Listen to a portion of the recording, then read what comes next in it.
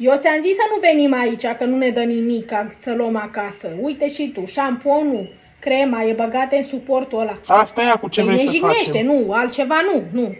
Hai că mă sună cu măta. Da? Ce faceți, dragă? Ce să facem? Am ajuns aici, dar nu suntem mulțumiți.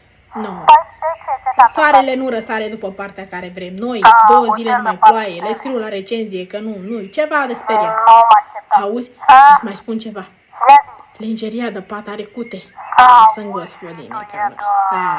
N-a știu să o calce. Da. Vezi cum e? Ce să zic? Da, binișor. Hai că Da. vă discutați voi. Vedem ce putem să luăm acasă, să întrebăm mai târziu. Așa Da, că vrem un suvenir de aici. Mie îmi plăcea halatul ăla că e dintr-un bumbăcel. Ce frumusețe. Da, bine, te pup, papa.